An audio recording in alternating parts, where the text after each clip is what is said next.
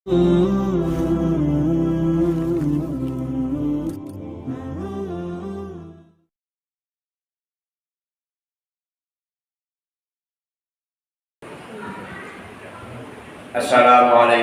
warahmatullahi wabarakatuh.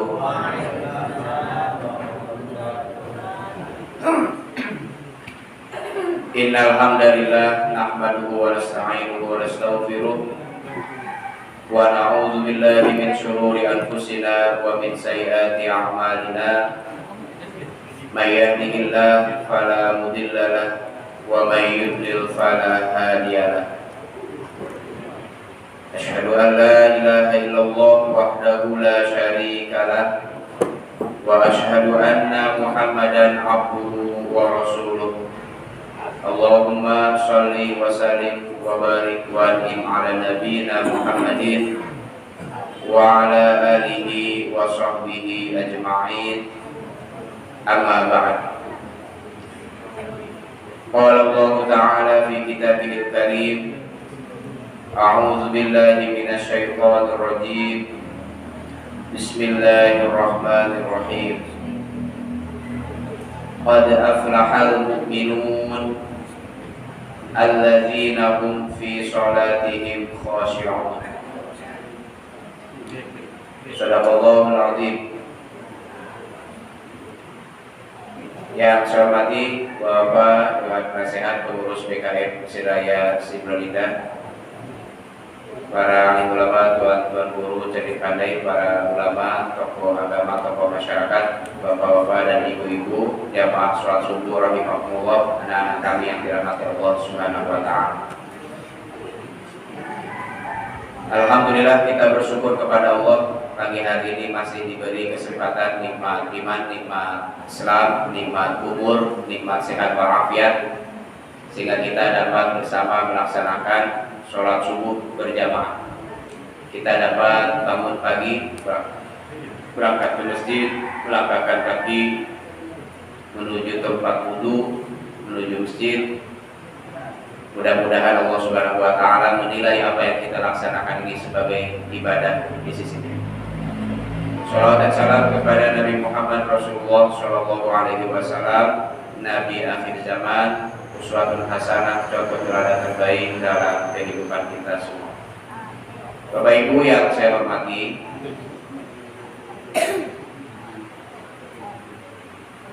di mukadimah tadi saya bacakan dua ayat yang saya ambil dari Al-Quran surah Al-Mu'minun. Allah Subhanahu wa ta'ala berfirman, Qad aflahal mu'minun, sungguh beruntung, sungguh bahagia, sungguh gembira, sungguh sukses al-mu'minun, orang-orang yang beriman. Orang beriman itu pasti bahagia, pasti beruntung, pasti sukses, pasti tenang hatinya, pasti lapang dadanya. Siapakah al-mu'minun yang pasti sukses itu, yang pasti bahagia itu? Di antara tandanya, alladzina hum fi sholatihim khashi'un, yaitu orang-orang yang khusyuk dalam sholatnya.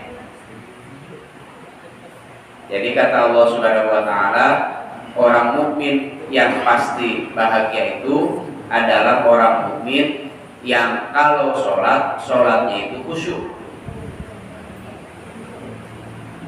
Sementara khusyuk itu, itulah yang paling sulit dikerjakan itu.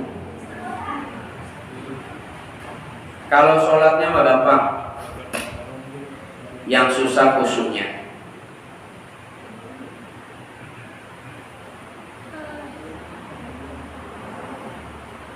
Sehingga kata Imam Ibnu Qayyim al-Jauziyah, Innar rajulaini la yaqumani fis saffi wa ma baina sholatihima kama baina samai wal ardi. Ada dua orang yang sholat, dalam satu saf yang sama-sama berdiri di Masjid Raya Siblon Indah, sama-sama diimami Ustaz Faisal, sama-sama sholat subuhnya 2 rakaat di waktu yang sama, di tempat yang sama, berdiri pada saf yang sama. Akan tetapi wa ma baina sholatihima kama baina sama'i wal ardi, nilai sholat 2 orang ini berbeda satu sama lain seperti jarak antara langit dan bumi. Yang satu tinggi luar biasa nilai sholatnya itu, yang satu rendahnya pun kebangetan, keterlaluan. Padahal berdirinya sama, di saf yang sama, di masjid yang sama, sholat yang sama, tapi nilainya begitu jauh berbeda. Apa yang membedakan? Di antaranya nilai kehusuan. Yang satu khusyuk, yang satu melamun. Yang satu ketika sholatnya, dalam sholatnya itu ingat Allah.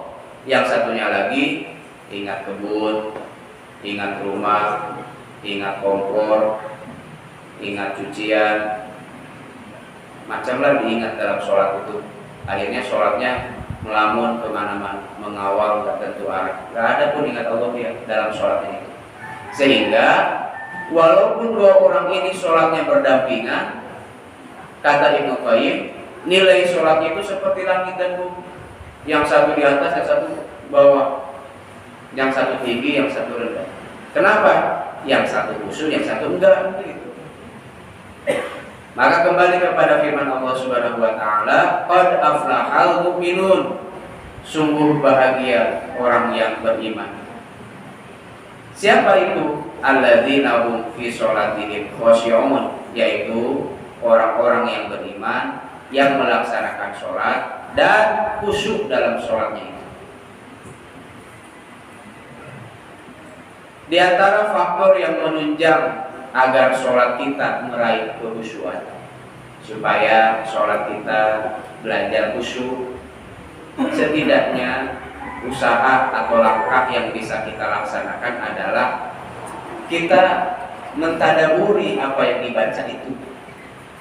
Kita merenungkan, menghayati apa yang digerakkan itu dan apa yang diucapkan di lisan itu, supaya kita meresapi, menghayati ini kita lagi sholat. Nah, sejauh ini bapak dan ibu-ibu yang saya hormati, banyak orang yang mengaku muslim, banyak yang mengaku muslim. Kalau nggak dibilang muslim marah dia. Tapi sedikit yang sholat. Di antara sedikit yang sholat itu, lebih sedikit lagi yang memahami sholat. Kebanyakan orang sholat, ya sholat saja. Allahu Akbar, Allahu Akbar kabiro, Subhan Rabbil Azim, Subhan Rabbil A'la. Itu bacaan-bacaan itu mengalir saja dari mulutnya, tapi tidak dihayati, tidak direnungkan, tidak diresapi apa maknanya. Maka pada subuh hari ini, mari kita sama-sama belajar apa sebetulnya yang kita baca dan apa sebetulnya yang kita lakukan dalam gerakan-gerakan sholat itu. Gerakannya apa maknanya, bacaannya apa maknanya, mulai dari awal mula sholat sampai akhir sholat. Karena Bapak Ibu, kita ini PR besar nih Pak. Katanya dalam sholat kan kita Allahu Akbar. Apa arti Allahu Akbar? Allah Maha Besar. Itu tuh pengakuan kita tuh. Pengakuan kita, ikrar kita, pernyataan kita di awal sholat. Allahu Akbar, Allah Maha Besar. Pada kenyataannya tidak. Pada kenyataannya dalam hidup sehari-hari sering orang merasa dirinya besar. Besar kepala, besar dada. Katanya Allahu Akbar, Allah Maha Besar. Tapi pada kenyataannya dalam hidup dia mau juga takabur, mau juga sombong, merasa dirinya paling berjasa, merasa dirinya yang paling besar pengaruhnya, yang paling besar pahalanya. Jadi antara Allahu Akbar yang dia ucapkan di dalam sholat dengan kenyataan sehari-hari di hidupnya gak nyambung. Di dalam sholat dia mengatakan Allahu Akbar, Allah Maha Besar. Yang lain kecil berarti semuanya. Bumi, langit kecil, termasuk diriku ini kecil. Jasa-jasaku kecil, diriku kecil, gak ada gunanya, gak ada harganya. Tapi pada kenyataannya di mulut, di dalam sholat kita katakan Allahu Akbar, Allah Maha Besar. Tapi dalam kenyataan sehari-hari ikut udah pernah ambo, ikut udah jadi. Bukan ambo, udah ada itu. Bukan jadi Allahu Akbar, tapi aku Akbar ini. Ambo yang akbar. Itu makna sholat yang tidak sesuai dengan apa yang diucapkan di dalam sholat dengan kenyataan sehari-hari. Di dalam ruku, di antara doa ruku yang kita baca Subhana Rabbiyal Azim. Di dalam sujud kita baca Subhana Rabbiyal A'la. Subhana itu maha suci, Robiya Tuhanku, Al-A'la yang maha tinggi. Yang maha suci itu Allah, yang tidak pernah salah, yang tidak pernah kotor, yang tidak pernah dihinggapi dengan kesilapan, itu hanya Allah. Subhana Rabbiyal A'la, maha suci Allah yang maha tinggi. Kalau kita mah banyak salahnya, banyak kotornya, banyak silapnya, kan begitu Pak? Harusnya begitu tuh. Ketika orang membaca Subhana Rabbiyal A'la itu, ya Allah yang maha suci itu hanya Engkau. Kalau aku banyak salah, banyak dosa, banyak kurang. Tapi pada kenyataannya tidak Pak. Orang begitu salam, keluar dari masjid, Akulah yang paling suci. Yang lain salah suci. Yang benar cuma aku. Yang suci cuma saya, yang lain salah. Ini tidak sinkron, tidak nyambung antara apa yang dia ucapkan di dalam sholat dengan yang dia buktikan sehari-hari. Nah, itu baru ruku dan sujud Pak. Sehingga saya memerlukan waktu agak panjang ini untuk membahas tadabbur bacaan sholat ini. Mungkin perlu 20 episode Pak Haji. Sengaja saya irit-irit supaya sering lagi diundang. 20 pertemuan pun gak cukup itu Pak. Tapi gak apa-apa, kita cicil aja sedikit demi sedikit, diselingi dengan para ustadz guru kita yang lain, kajian yang lain. Jumpa lagi bahas takbir, jumpa lagi baca bismillah. Bismillahirrahmanirrahim. Itu Pak, Bu, kenapa Allah menyatakan dengan nama Allah yang Maha Pengasih, Maha Penyayang? Padahal Asmaul Husna itu ada 99. Kenapa pada kata bismillah kita mengawali pekerjaan, mengawali sholat? Yang dipilih cuma Ar-Rahman dan Ar-Rahim. Dan itu pun diulang 2 kali. Bismillahirrahmanirrahim. Alhamdulillahirabbil alamin, Ar-Rahmanirrahim. Kenapa enggak Al-Malik Al-Qudus? Kenapa enggak As-Salam Al-Mu'min? Padahal 99 asma Allah. Kenapa cuma yang 2 itu diambil? Itu kan bukan tanpa sebab, bukan tanpa makna, bukan tanpa arti. Pasti ada maknanya di belakang. Nah, sejauh ini kita sholat, ya kadang ya Bismillahirrahmanirrahim. Lalu begitu saja. Apa bedanya al-maghdubi alaihim dengan ad-dhalin?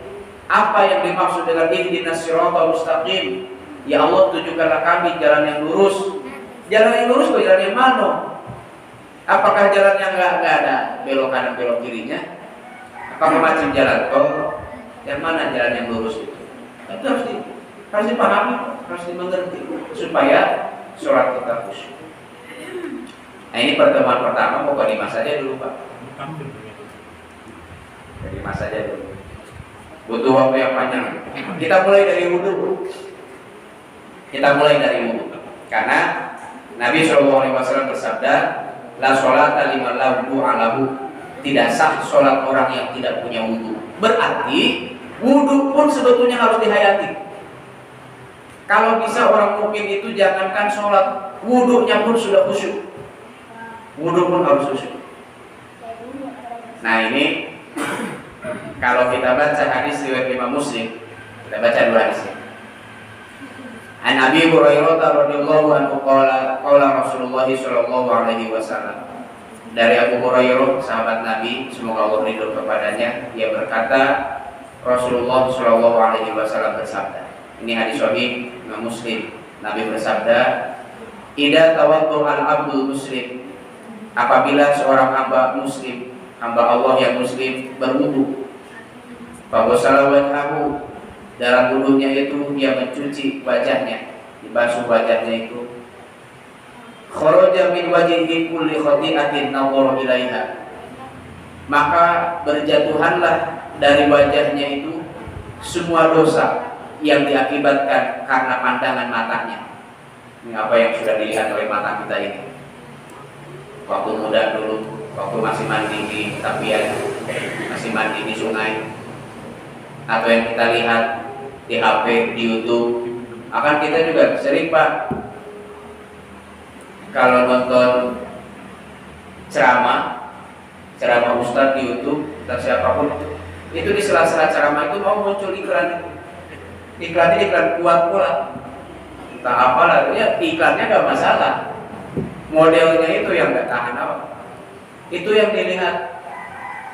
Nah, kata Nabi SAW, ketika orang berwudu membasuh mukanya, berguguranlah dosa-dosa yang diakibatkan oleh matanya, ma'al ma'i qatril ma'i, sampai tetesan terakhir yang jatuh dari wajahnya itu. Faida ghasala yadaihi, ketika dia mencuci kedua tangannya, kharaja min yadaihi kulli khati'atin kana batashatha yadahu, berjatuhanlah dosa-dosa dari kedua tangannya itu bersamaan dengan air yang jatuh daripadanya. Dosa akibat tangan, menempeleng orang, mencubit orang, menipu orang, dan seterusnya, berjatuhan dengan air wudunya. Fa idza ghasala rijlaihi, kalau dia mencuci kedua kakinya, kharajat kullu khati'atin masyatha rijlahu, maka berkeluaranlah dosa-dosa yang diakibatkan oleh langkah kakinya itu. Ini kaki pernah berangkat ke mana? Tidak selalu ke masjid langkah kaki kita ini. Ada juga sesekali menyimpang ke tempat-tempat yang tidak benar. Maka dengan berwudu mencuci kedua kaki, keluar dosa-dosanya itu bersih. Hatta yakhruju naqiyan minadz dzunubi, demikianlah setiap anggota badan dibersihkan dengan air wudunya. Nah, Bapak Ibu yang saya hormati, kalau dengan demikian ternyata wudu itu bukan hanya membersihkan fisik. Wudu itu bukan hanya membersihkan jasmani, bukan hanya membersihkan tangannya, bukan hanya membersihkan kaki, wajah, telinga, mulutnya, bukan hanya itu. Tetapi ada dosa-dosa yang sifatnya batiniah, dosa-dosa kotoran-kotoran yang sifatnya nggak nampak di mata kita, yang itu juga ikut dibersihkan, ikut disucikan dengan wudu itu. Jadi toharoh itu ada dua macam, karena dosa pun, kotoran pun ada dua macam. Ketika orang berwudu, dia basuh tangan. Di tangan itu ada kotoran, bisa lumpur, bisa minyak, bisa cat, bisa tinta. Nah, dengan wudu kita bersihkan. Tapi lebih daripada itu ada juga kotoran-kotoran lain di tangan ini yang tidak nampak, tapi kotor itu dan harus dibersihkan. Pernah mencita kapal orang, pernah menampar istri, pernah mukul anak, pernah neken sesuatu yang tidak berhak, pernah nyubit orang, pernah mukul orang, dan seterusnya. Ini kotoran-kotoran yang ada di tangan, yang memang tak nampak, beda dengan tinta, beda dengan oli, tapi harus dibersihkan. Kata Nabi, dengan wudunya itu jatuh dosa akibat tangannya itu. Makanya ada orang yang memahami, walaupun saya pribadi agak berbeda pemahaman. Ada yang memahami bahwa karena dosa itu dibersihkan dengan air wudu, maka dia ingin supaya dosanya itu banyak yang keluar, gak cepat-cepat dikeringkan air wudunya itu. Gak usah dibasuh, gak usah dihanduk, biarkan aja lah menetes-netes sebagai dosa juga, supaya dosanya banyak berjatuhan. Kalau cepat dilap, berarti cepat kering airnya itu. Berarti belum lagi selesai dosanya dibasuh dah, udah kering airnya. Ada yang memahaminya begitu Pak. Kalau saya pribadi agak beda pemahaman. Kalau saya memahami itu sebetulnya Nabi SAW ingin mengajarkan kepada kita, sesungguhnya ketika engkau berwudu, yang engkau sucikan itu bukan hanya badanmu, tapi juga batinnya, dosa-dosa. Setelah engkau berwudu, mau dipakai apa lagi itu tangan? Setelah mulut disucikan, mau gak berdusta? Setelah mulut disucikan, mau gak menggibah, menggunjing, menggosip, memfitnah? Padahal kan tadi sudah umur-umur. Orang habis umur-umur nipu orang. Tadi kan waktu wudu kita umur-umur bersuci dengan air wudu. Masa setelah umur-umur bersuci dengan air wudu, habis disucikan mulut dikotori lagi dengan dusta, dengan fitnah, dengan gosip, dengan adu domba dan seterusnya.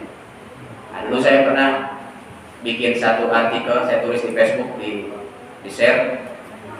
Judul tulisannya itu wudu mensucikan mulutmu, rokok mengotorinya kembali. Ini contoh saja bahwa banyak orang yang berwudu dan disucikan tuh dengan wudunya itu, tapi dia sendiri sengaja mengotorinya lagi. Makanya kalau saya sarankan orang habis merokok itu wudu lagi, jangan langsung takbiratul ihram tercium kali di samsunya itu. Jadi ketika orang berwudu, sesungguhnya dia bukan hanya membersihkan fisiknya, tapi juga membersihkan dosanya. Membersihkan dosa itu kan taubat. Jadi wudu itu taubat. Makanya coba ingat-ingat baca doa kita setelah kita berwudu, apa yang kita ucapkan? Allahumma ij'alni minat tawabin. Padahal kita siap wudu itu. Ya Allah, jadikanlah aku termasuk orang-orang yang bertaubat. Padahal kita siap berwudu, bukan siap bertobat. Waj'alni minal mutatahhirin, dan jadikanlah aku termasuk orang yang disucikan. Artinya berwudu itu bukan hanya mensucikan badan, bukan hanya mensucikan jasmani, tapi juga mensucikan rohani kita. Mestinya begitu ketika orang berwudu. Bapak Ibu yang saya muliakan, Ibu pernah hitung Bu, berapa menit waktu yang Ibu butuhkan untuk berwudu, mulai dari cuci telapak tangan sampai kaki? Berapa menit Bu? Pernah pakai apa Bu? Pernah pakai timer begitu, kira-kira berapa menit? Nah nanti coba Bu, pulang sini hitung berapa menit kita berwudu. Saya hitung Bapak Ibu, orang berwudu itu paling memakan waktu 2 menitnya itu. 2 menit paling. Ibadah wudu itu paling lama 2 menit. Bandingkan dengan ibadah puasa, berapa lama? Dari subuh sampai maghrib, puasa itu 12 jam setidaknya. Puasa 12 jam. Kalau puasa Ramadan 30 hari. Umroh 11 hari. Haji berapa? 40 hari. Nunggunya berapa? 18 tahun. Haji. Masa pelaksanaannya butuh waktu 40 hari, nunggu dan sebagainya. Nunggu kuotanya 18 tahun haji itu.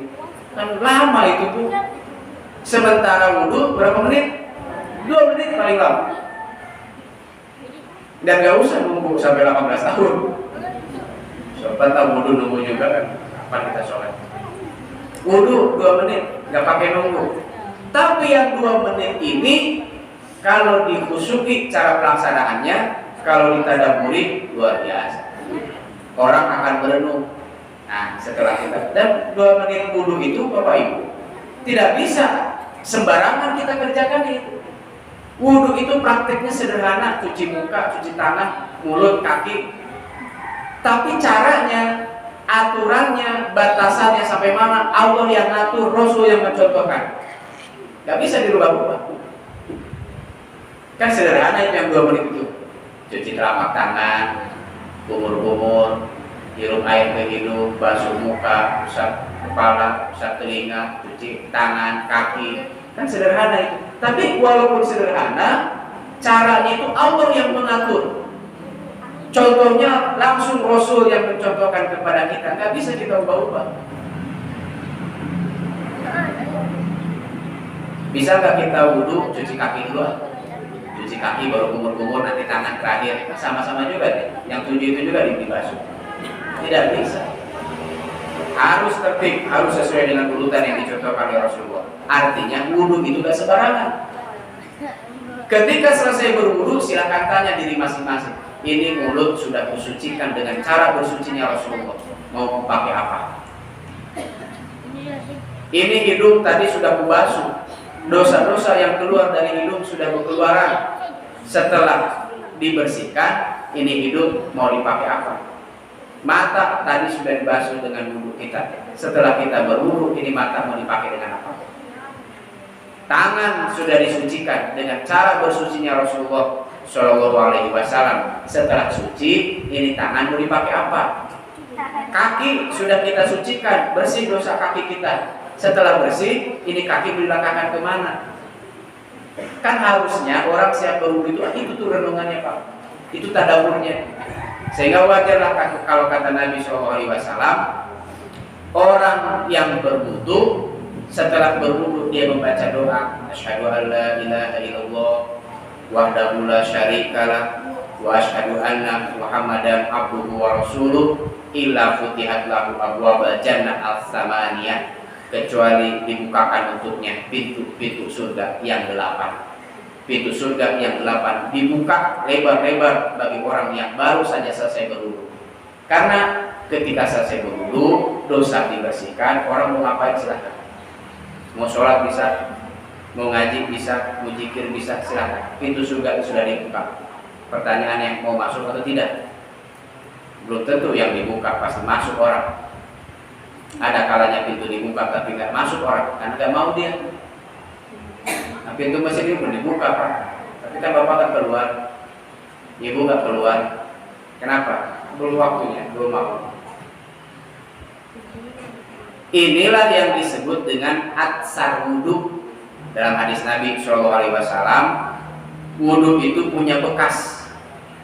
Ada bekasnya. Harusnya wudhu itu punya bekas. Dalam Sahih Bukhari, Nabi SAW bersabda, Inna ummati yud'auna yawmal qiyamati ghurran muhajjalina min atharil wudu. Faman istata'a minkum ayyutila ghurratahu falyaf'al. Kata Nabi, sesungguhnya umatku akan dipanggil pada hari kiamat dengan wajah dan anggota wudu yang berkilauan cahaya. Min atharil wudu, dari bekas-bekas air wudu. Famanis tato aminkum ayyutila ghurratahu falyaf'al. Siapa di antara kalian yang mampu memanjangkan pancaran cahayanya, silakan dia lakukan. Ini menunjukkan bahwa seharusnya wudhu saja pun sudah punya bekas. Belum lagi sholat Pak, belum takbiratul ihram kita ini, masih wudhu. Wudhu saja pun harusnya punya bekas. Namanya atsar wudhu. Atsar wudhu itu di dunia dalam bentuk dia meninggalkan dosa-dosa. Di akhirat atsar wudhu itu akan Allah tunjukkan dengan wajah yang berkilauan. Wajah kita ini Bapak Ibu, kalau dibandingkan dengan orang-orang Eropa, ini termasuk hitam wajah kita ini. Akan tetapi pada hari kiamat nanti di padang mahsyar, Nabi SAW bisa membedakan mana umatnya, mana umat Nabi dan yang lain. Dengan apa? Cahaya wudhu. Cahaya wudhu. Berkilauan cahaya wudhu itu. Punya atsar. Nah, atsar itu adalah bekas air wudhu. Bapak Ibu yang saya muliakan, dalam hadis riwayat Imam Ahmad, Rasulullah SAW suatu hari duduk-duduk bersama para sahabat di Masjid Nabawi. Kata Anas, kuna julusan ma'a Rasulillah sallallahu alaihi wasallam. Kami sedang duduk bersama Nabi. Tiba-tiba beliau bersabda, "Yatlubu alaikumul ana rajulun min ahlil jannah." Kata Nabi, sebentar lagi akan muncul di tengah-tengah kita seorang laki-laki penghuni surga. Nabi sedang duduk-duduk bersama para sahabat. Kata Nabi, nah bentar lagi datang laki-laki penghuni surga. Fatola rajulun minal ansori. Tiba-tiba datang seorang laki-laki dari kaum Ansor. Tanqudu lihiyatahu min wudu'ihi. Jenggotnya masih basah dari air wudu. Jadi wajahnya, tangannya masih basah air wudu. Berarti orang ini baru siap berwudu. Laki-laki calon penghuni surga ini. Qad allaqa na'laihi fi yadihi al-yusra, dan dia berjalan sambil menenteng sandalnya di tangan kirinya. Bapak, Ibu, silakan bayangkan kondisi laki-laki itu. Wajahnya masih basah dengan air wudu, tangan kirinya menjinjing sandalnya. Kata para sahabat, ini laki-laki calon penghuni surga itu tukang wudu ternyata, atau tukang nenteng sendal. Apa amalannya? Kira-kira begitu Pak, pertanyaan yang muncul di hati para sahabat. Apa yang membuat laki-laki ini sampai dikatakan oleh Nabi, ini laki-laki calon penghuni surga? Kejadian itu di hari pertama, hari Senin. Enggak tahu hari apa, pokoknya hari pertama. Di hari yang kedua, Nabi sedang berkumpul lagi dengan para sahabat. Nabi ngomong begitu lagi. Kata beliau, yatlu alaikumul ana rajulun min ahlil jannah. Sebentar lagi akan datang laki-laki penghuni surga. Yang datang dia lagi, Pak. Laki-laki itu lagi. Wajahnya basah dengan air wudu sambil nenteng sendal.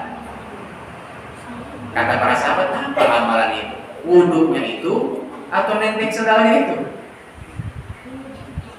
Hari ketiga Nabi bilang begitu lagi. Yatlu alaikumul an rajulun min ahli jannah. Sebentar lagi akan datang laki-laki penghuni surga. Yang datang bapak itulah. Wajahnya basah dengan air wudu, berjalan kaki sambil menjinjing sandalnya. Tahu pula sandalnya sandal apa itu. Sahabat-sahabat Nabi waktu itu bertanya-tanya, apalah gerangan amal laki-laki ini sampai-sampai orangnya masih hidup di Madinah, tapi sudah dijamin akan masuk surga oleh Nabi Shallallahu Alaihi Wasallam. Apa amalan? Wudunya itu, atau menenteng sendalnya itu, atau jalan kakinya itu? Apa kira-kira? Maka berdirilah seorang sahabat namanya Abdullah bin Amr bin As. Diikutinya laki-laki itu pergi kemana rumahnya? Keluar masjid diikuti. Oh, masuk gang delima, jalan kaki lurus, diikuti terus sampai ke sana. Di mana rumahnya ini? Sampai datang ke rumahnya diikuti, assalamualaikum, waalaikumsalam, apa gerangan? Saya, kata si Abdullah bin Amr bin As, mau numpang nginap di rumah bapak. Jadi kalau tradisi di Arab itu katanya Bu, sampai sekarang pun begitu. Kalau ada orang yang datang ke rumah Muslim, ya tamu yang wajar untuk diterima, itu tuan rumah jangan nanya mau ngapain dulu, silakan diterima, kasih makan, kasih minum, siapkan tempat tidur selama 3 hari 3 malam. Hari keempat baru tanya mau ngapain bapak kemari. Kalau kita kan masih bertahan di depan gerbang pun udah ditanya, ngapain benar? Udah pulang lah. Kalau orang Arab 3 hari dulu dia datang, 3 hari dikasih makan, dikasih minum, kasih sarapan, dikasih tempat minum, mandi, kasih tempat tidur. 1, 2, 3 hari. Hari keempat boleh tanya, bapak mau ngapain kesini? Nah, gitu. Di Arab begitu katanya. Jadi kita jangan sehari 2 hari baru masuk pintu gerbang saja. Ngapain udah kasih kok? Pengen pulang, mau proposal kan? 3 hari Bermalam Abdullah bin Amr bin As di rumah bapak tadi yang kata Nabi ini calon penghuni surga. Untuk apa Abdullah bin Amr bin As bermalam di rumah bapak itu? Untuk mengetahui, mana tahu ada amal bapak ini yang hebat. Karena 3 hari Nabi berturut-turut mengatakan akan datang penghuni surga, yang datang bapak ini lagi, bapak ini lagi, bapak ini lagi. Ini pasti amalnya hebat. Apa nih amalannya? Wudunya tadi atau apanya? Sehingga dia ikut bermalam, ingin mengintip, ingin mengetahui amalan apa. Diperhatikan oleh Abdullah bin Amr bin As, katanya kalau habis sholat isya dia langsung tidur, Pak.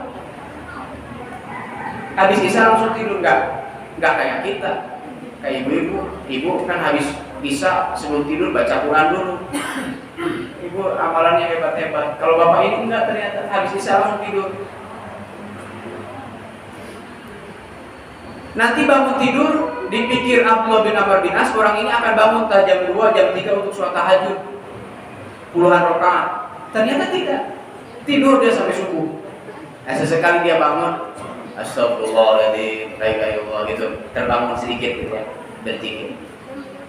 Malam pertama begitu, malam kedua begitu, malam ketiga begitu. Nanti bangun tidur, ambil air wudhu, berangkat ke masjid. Itu aja amalannya kan yang istimewa, gak ada yang lebih. Sampai pada hari ketiga, Abdullah bin Amr bin As ini bertanya kepada bapak tadi, Pak, saya sebetulnya datang kemari bermalam di rumah bapak 3 malam ini, ingin tahu apa sebetulnya amalan yang bapak kerjakan. Bapak punya amal apa sih? Sampai Nabi berkata, datang penghuni surga, yang datang bapak. Hari kedua bapak lagi, hari ketiga bapak lagi. Sebetulnya bapak itu siapa? Apa amalan bapak? Kata laki-laki ini, ma huwa illa ma ra'aita. Amalanku gak ada yang istimewa. Apa yang kukerjakan itulah yang kau lihat. Yang kau lihat itulah amalanku, itu gak ada yang lebih, gak ada yang kusembunyikan, gak ada yang istimewa, gak ada yang kurahasia-rahasiakan. Malam tidur, waktunya tidur, waktunya bangun. Waktunya wudu. Kecuali kata si sahabat ini, ada 2 yang selalu kujaga. Ghairu anni la ajidu fi nafsi li ahadin minal muslimina gishan. Nah ini, aku, kata si bapak-bapak ini, tidak pernah menyimpan dalam hatiku hasrat, keinginan, niat, cita-cita untuk merugikan orang muslim. 1. Apalagi dikerjakan. Niat saja tidak pernah. Ingin mencurangi orang muslim, ingin merugikan orang muslim, ingin mencelakai orang muslim. Tidak pernah. Tidak ada niat seperti itu. Hatiku nggak kotor dengan urusan begitu. Nggak pernah terbersit sedikit pun hatiku ingin merugikan orang muslim. Yang kedua, wala ahsudu ahadan ala khairin aqahu Allahu iyyahu. Aku tidak pernah menyimpan perasaan dengki, perasaan iri kepada orang yang diberikan sesuatu oleh Allah. Tidak menyimpan iri kepada orang lain. 1, tidak ingin ada merugikan orang. Nah, kalau kita kan masih ada perasaan seperti itu, walaupun nggak sengaja. Pergi ke pajak, belanja sayur ini sekian, tomat sekian, cabai sekian. Ternyata yang dagang salah ngitung harga. Harusnya 87.000, dibilangnya berapa PT? 82.000. Lupa dia, silap 5.000, nggak terhitung. Masih ada orang muslim yang merasa bahagia, alhamdulillah untung 5.000, nggak terhitung yang tadi. Masih senang dia dengan perasaan seperti itu, padahal sudah merugikan orang lain. Muslim pula yang dagangnya itu 5.000 perak, dirugikan orang muslim. Nah, yang si bapak tadi itu, jangankan dikerjakan, ingin saja seperti itu, nggak ada di hati. Yang kedua, aku tidak pernah menyimpan iri dengki kepada orang lain. Orang mau beli kulkas, mau beli kereta, mau beli mobil, aku nggak pernah iri, nggak pernah dengki, beli tanah. Aku doakan mudah-mudahan yang Allah berikan kepada dia itu berkah, baik. Apa kata Abdullah bin Amr bin As? Hadhil lati balagtu bika wa hiya allati la nutiqu.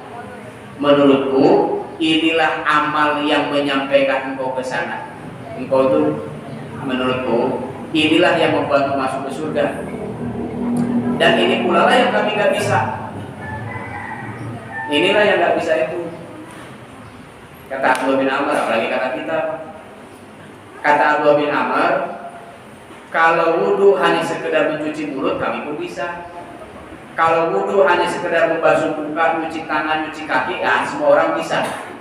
Tapi wudhu yang sampai berpengaruh ke dalam hati, tidak menyimpan dengki kepada orang, tidak menyimpan rasa iri kepada orang, tidak ada keinginan untuk mencelakakan orang, itu yang sulit. Kata Abdullah bin Amr bin As. Harusnya orang berwudhu itu seperti itu. Karena bapak-bapak tadi pun yang datang ke masjid sambil menenteng sandal itu, dia habis berwudu, wajahnya masih basah dengan air wudu. Tapi bukan itu yang menyampaikan dia ke surga. Yang menyampaikan dia ke surga adalah penghayatannya terhadap wudu itu. Dia wudu yang dibersihkan bukan hanya badannya, bukan hanya tangannya, bukan hanya kakinya, tapi dibersihkan juga hatinya dari pelit, dari fitnah, adu domba, dari dengki, dari hasad kepada orang, dan seterusnya. Bapak Ibu yang saya muliakan, ternyata baru sampai wudhu saja pun tadaburnya seperti itu. Harusnya orang berwudhu ada penghayatan. Ingat Bapak Ibu, ketika kita berwudhu, yang dibersihkan itu bukan hanya badan kita, tapi juga dosa-dosa kita. Ketika dosa kita sudah selesai bersih dengan berwudhu, mau ngapain? Setelah berwudhu mau dibuat apa lagi? Masa mau dikotori lagi? Mulut apa masih mau dikotori lagi? Dan seterusnya dan seterusnya. Satu itu Bapak Ibu, wudhu. Episode yang pertama. Nanti dalam pertemuan-pertemuan berikutnya, insya Allah kita masuk bacaan-bacaan sholat. Belum masuk bacaan sholat, masih dulu. Mudah-mudahan bermanfaat. Yang benar dari Allah Subhanahu wa taala, yang salah dari kesilapan diri saya pribadi. Aqulu qouli hadza wa astaghfirullah li wa lakum. Wassalamualaikum warahmatullahi wabarakatuh.